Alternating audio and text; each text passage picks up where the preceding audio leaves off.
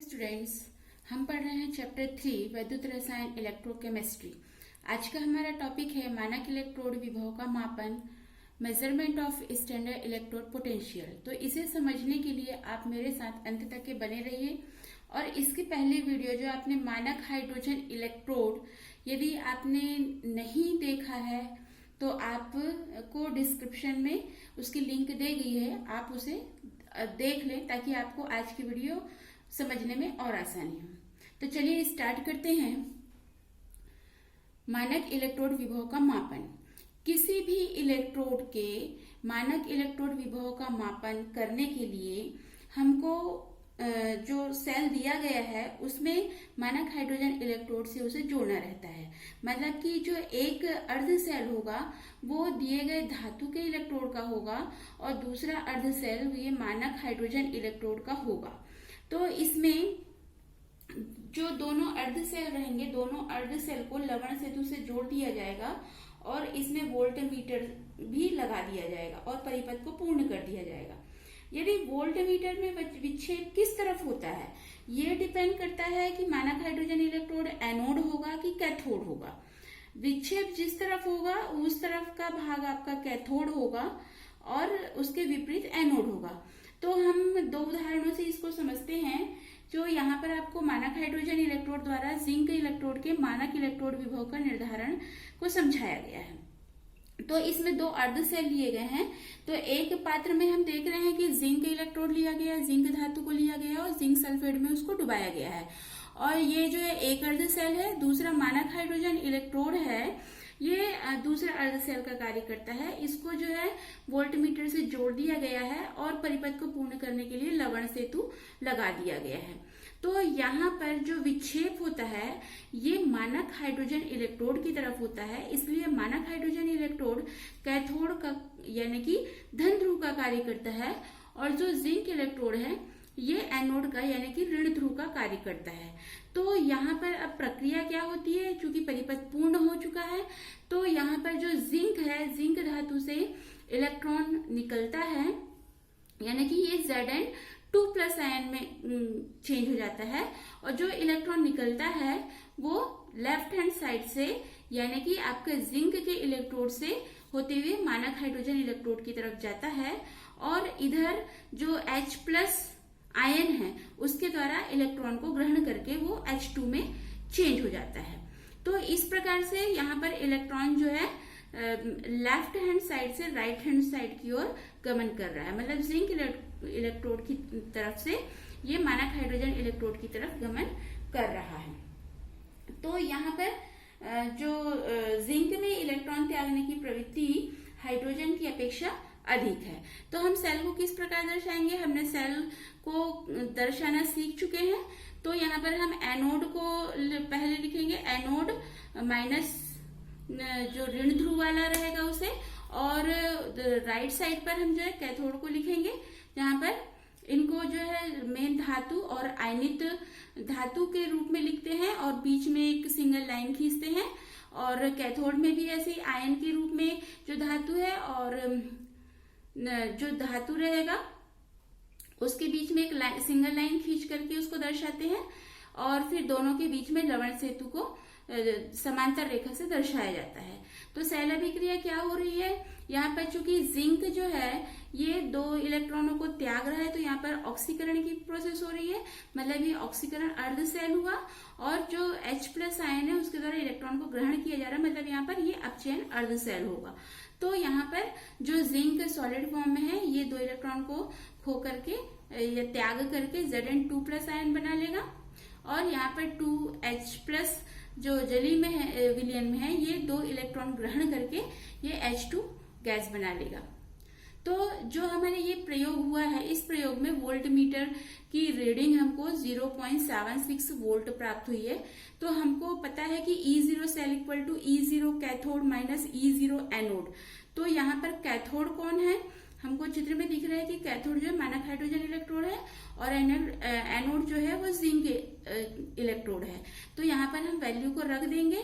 चूंकि मानक hydrogen electrode की वैल्यू निर्धारित है 0, तो यहाँ पर 0 रख देंगे और हम Zn इलेक्ट्रोड के मानक इलेक्ट्रोड विभव का मापन कर लेंगे, जिसमें हमको मिलेगा -0.76 वोल्ट। ये क्या दिखा रहा है कि जो धातु इलेक्ट्रोड है ये आयन, इसमें आयन त्याग करने की प्रवृत्ति है, इलेक्ट्रॉन त्याग करने की प्रवृत्ति है। तो ये जो इलेक्ट्रॉन त्याग कर रहा है इससे यहाँ पर मानक अपचयन विभव का मान ऋणात्मक हो रहा है। तो हम एक और उदाहरण से इसको समझते हैं। यहाँ पर हम कॉपर इलेक्ट्रोड के उदाहरण से हम इसको और अच्छे तरीके से समझते हैं, ताकि हमको मानक इलेक्ट्रोड विभव के मापन ठीक तरीके से समझ में आ जाए। तो यहाँ पर भी जैसे आपको चित्र में दिया गया है कि यहाँ पर कॉपर का इलेक्ट्रोड लगाया गया है और कॉपर सल्फेट के विलयन में डुबाया गया है। ये एक अर्ध सेल है और दूसरा अर्ध सेल आपका मानक हाइड्रोजन इलेक्ट्रोड है। यहाँ पर वोल्टमीटर से इसको जोड़ दिया गया है और परिपथ को पूर्ण करने के लिए लवण सेतु लगा दिया गया है। अब यहाँ पर जो इलेक्ट्रॉन है, ये इलेक्ट्रॉन मानक हाइड्रोजन इलेक्ट्रोड की तरफ से ये कॉपर इलेक्ट्रोड की तरफ जाता है, और यहाँ पर जो वोल्टमीटर का विक्षेप है ये कॉपर इलेक्ट्रोड की तरफ होता है, यानी कि जिधर विक्षेप होगा वो कैथोड का कार्य करेगा।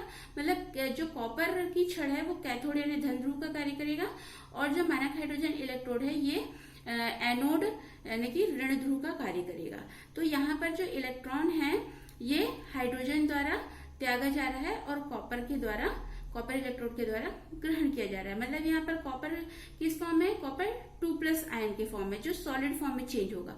तो यहाँ पर हम इसको सेल को कैसे प्रदर्शित करेंगे, copper 2+ aqueous plus H2 gas. अब जो H2 गैस है उसके द्वारा इलेक्ट्रॉन त्यागा जाएगा, तो फिर ये जो कॉपर 2+ है वो कॉपर सॉलिड में चेंज होगा, और जो हाइड्रोजन के द्वारा इलेक्ट्रॉन त्यागने पर ये 2H+ एक्वस में चेंज होगा। तो वोल्टमीटर से ये जो रीडिंग प्राप्त हुई है ये E0 cell equal to 0.34 volt. तो हम E0 सेल में फॉर्मूला से E0 cell equal to E0 cathode minus E0 anode formula लगा करके इसमें वैल्यू रख देंगे। तो हमको E0 सेल की वैल्यू 0.34 वोल्ट पता है, और जो मानक हाइड्रोजन इलेक्ट्रोड है इसकी वैल्यू 0 होती है। हमको जो कॉपर इलेक्ट्रोड है इसकी वैल्यू ज्ञात करना है, तो यहाँ पर हमको प्राप्त होता है 0.34 वोल्ट।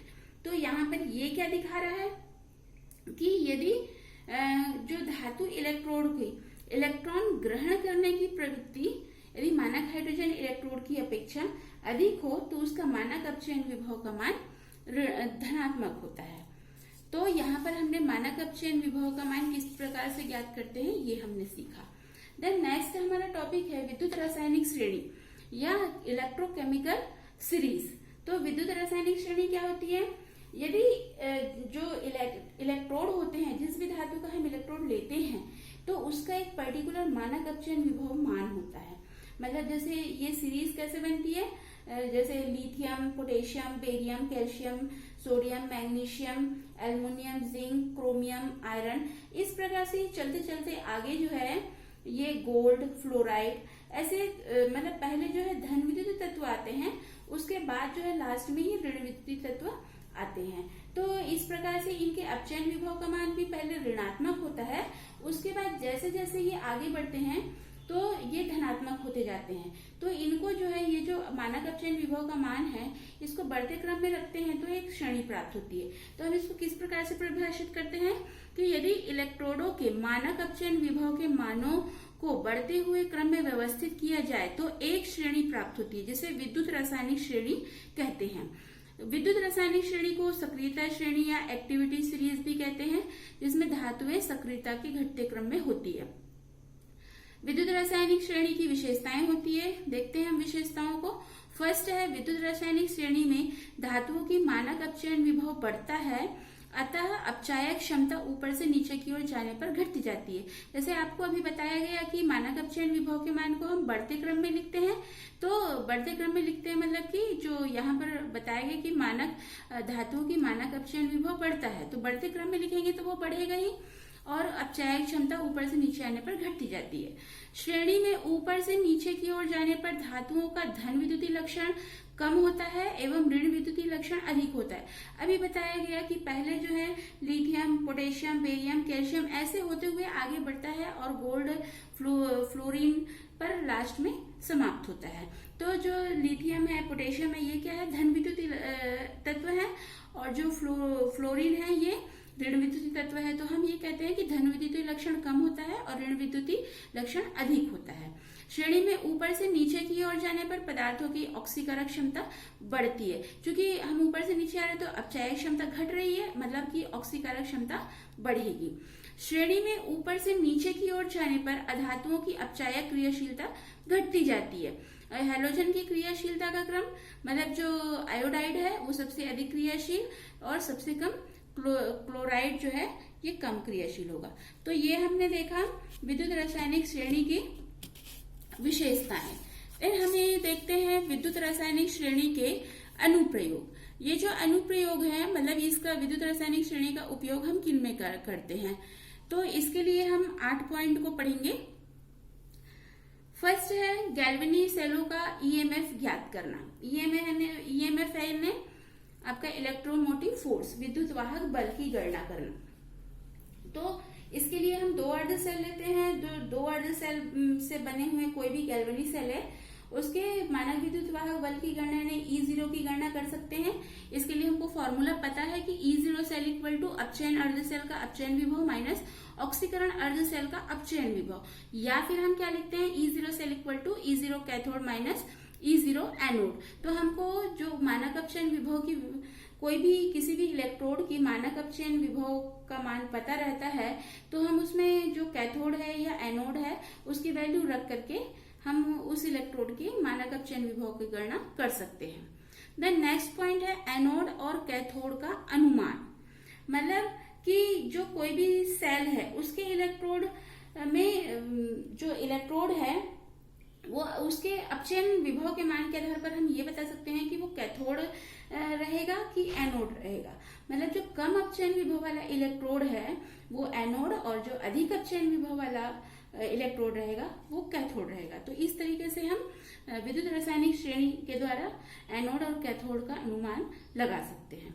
देन नेक्स्ट पॉइंट है रेडॉक्स अभिक्रिया की संभाव्यता, मतलब कि जो विद्युत रासायनिक श्रेणी से हमको मानक अपचयन विभव का मान पता चलता है, तो उसके मान से हम ये पता लगा सकते हैं कि रेडॉक्स अभिक्रिया संभव होगी या नहीं होगी। जैसे हमको यहाँ पर कॉपर और जिंक के अपचयन विभव की मान दिए गए हैं।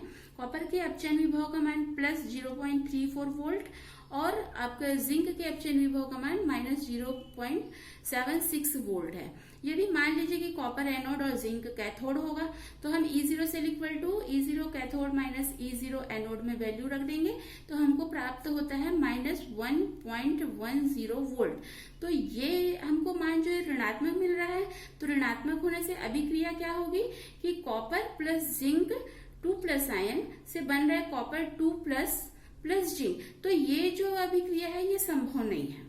तो यदि हम कॉपर को कैथोड और जिंक को एनोड लें, तो यहाँ पर हम E0 cell equal to E0 cathode minus E0 anode से हम वैल्यू रख देते हैं, तो हमें मिलता है 1.10 वोल्ट, जो कि धनात्मक है। तो इसमें अभिक्रिया कैसे होगी, कॉपर 2+ प्लस जिंक से बनता है कॉपर प्लस जिंक 2+ आयन। तो ये अभिक्रिया संभव है।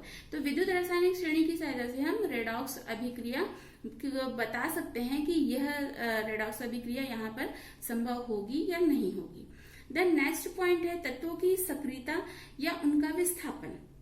जैसे हमको इसकी हेडिंग से पता चल रहा है तत्वों की सक्रियता, मतलब जो तत्व अधिक सक्रिय होगा, अधिक क्रियाशील होगा, वो अपने से कम क्रियाशील धातु को या तत्व को उसकी स्थान से विस्थापित कर देता है। क्योंकि कम अपचयन विभव वाला तत्व जो है अधिक क्रियाशील होता है। तो जैसे कि जिंक धातु है कॉपर को विस्थापित कर देता है, पोटेशियम सोडियम को विस्थापित कर देता है। क्यों कर रहा है, जिंक कॉपर को विस्थापित क्यों कर रहा है, क्योंकि जिंक जो है अधिक क्रियाशील है कॉपर से और पोटेशियम अधिक क्रियाशील है सोडियम से, इसलिए वह उसको विस्थापित कर देता है। देन नेक्स्ट पॉइंट है ऑक्सीकारक एवं अपचायक। हमको विद्युत रासायनिक श्रेणी से कोई पदार्थ जो है ऑक्सीकारक है या अपचायक है इसकी जानकारी मिल जाती है। जैसे फ्लोरीन है, फ्लोरीन जो है सबसे प्रबल ऑक्सीकारक पदार्थ है, क्योंकि आपको विशेषता में बताया गया है। और लिथियम जो है सबसे दुर्बल ऑक्सीकारक है, लेकिन वो सबसे प्रबल अपचायक है। मतलब जो लिथियम है, लिथियम प्रबल अपचायक है तो वो दुर्बल ऑक्सीकारक है। और उसी प्रकार से जैसे जैसे हम ऊपर से नीचे की ओर बढ़ेंगे तो फ्लोरीन जो है सबसे प्रबल ऑक्सीकारक पदार्थ और दुर्बल अपचायक पदार्थ कहलाएगा। तो इस प्रकार से विद्युत रासायनिक श्रेणी से हमको कोई भी पदार्थ ऑक्सीकारक है, अपचायक है, ये पता चलता है। देन नेक्स्ट पॉइंट है धातुओं तथा अधातुओं की आपेक्षिक क्रियाशीलता ज्ञात करना। जो किसी भी धातु के इलेक्ट्रोड विभव का मान जितना अधिक ऋणात्मक होगा, इलेक्ट्रॉन तागने की क्षमता उतनी ही अधिक होगी और वह धातु उतनी ही अधिक क्रियाशील होगा। जैसे मैग्नीशियम है, मैग्नीशियम E0 का मान जो है -2.36 वोल्ट होता है और सोडियम का E0 की वैल्यू जो है -2.71 वोल्ट होती है। तो जो मैग्नीशियम की तुलना में सोडियम अधिक क्रियाशील होगा। और जो जैसे दो अधातु हैं जिसका E0 का मान जितना अधिक धनात्मक होगा वह उतनी ही सरलता से इलेक्ट्रॉन ग्रहण कर सकेगा, जिससे वो उसकी उतनी ही अधिक क्रियाशीलता होगी। जैसे फ्लोरीन है तो फ्लोरीन में E0 इक्वल टू जो है +2.87 वोल्ट होता है और जो क्लोरीन होता है, क्लोरीन का E0 की वैल्यू +1.36 वोल्ट होता है। तो जो फ्लोरीन है वो क्लोरीन से अधिक क्रियाशील होगा। देन नेक्स्ट पॉइंट है धातुओं का संक्षारण। संक्षारण से हम समझते हैं कि जो धातु है वो वायु के संपर्क में आने से या किसी रासायनिक पदार्थ के द्वारा नष्ट होता है तो उसको संक्षारण कहते हैं। तो लोहे में जंग लगना ये संक्षारण का अच्छा उदाहरण है। तो इसको रोकने के लिए, मतलब जो संक्षारण हो रहा है उसको रोकने के लिए हम क्या करते हैं, जिस धातु पर संक्षारण हो रहा है उससे कम क्रियाशील धातु का लेप लगा दिया जाता है। तो ये हमको विद्युत रासायनिक श्रेणी से ये सहायता मिलती है कि कौन सा जो धातु है या पदार्थ है वो अधिक क्रियाशील है या कम क्रियाशील है, इसको हम जान सकते हैं। देन नेक्स्ट पॉइंट है धातुओं द्वारा अम्लों से हाइड्रोजन मुक्त करने की प्रवृत्ति। जो धातुएं होती है, धातु के यदि E0 का मान ऋणात्मक होगा तो वे अम्लों से हाइड्रोजन गैस मुक्त करेगी, और यदि E0 धनात्मक होगा तो वे धातुएं अम्लों से हाइड्रोजन गैस मुक्त नहीं करती हैं। तो जैसे सोडियम, मैग्नीशियम, एल्युमिनियम ये धातुएं अम्ल से हाइड्रोजन गैस मुक्त करती हैं, लेकिन कॉपर है, सिल्वर है, आयरन है, ये धातुएं अम्ल से हाइड्रोजन गैस मुक्त नहीं करती हैं। तो आज हमने मानक इलेक्ट्रोड विभव का मापन किस प्रकार से किया जाता है और विद्युत रासायनिक श्रेणी क्या होती है, इसकी विशेषता क्या होती है और इसके अनुप्रयोग क्या होते हैं, इसके बारे में पढ़े हैं। जो विद्युत रासायनिक श्रेणी है ये परीक्षा के दृष्टिकोण से बहुत इंपॉर्टेंट क्वेश्चन है। विद्युत रासायनिक श्रेणी किसे कहते हैं, उसकी विशेषता बताइए, या जो उसके अनुप्रयोग है उसमें से क्वेश्चन बना करके दिया जाता है। तो आज का वीडियो आपको पसंद आया होगा, इसलिए लाइक कीजिए और सभी बच्चों तक पहुंचे इसलिए शेयर कीजिए, और सबसे पहले नोटिफिकेशन पहुंचे तो सब्सक्राइब कर लीजिए। Thanks for watching this video.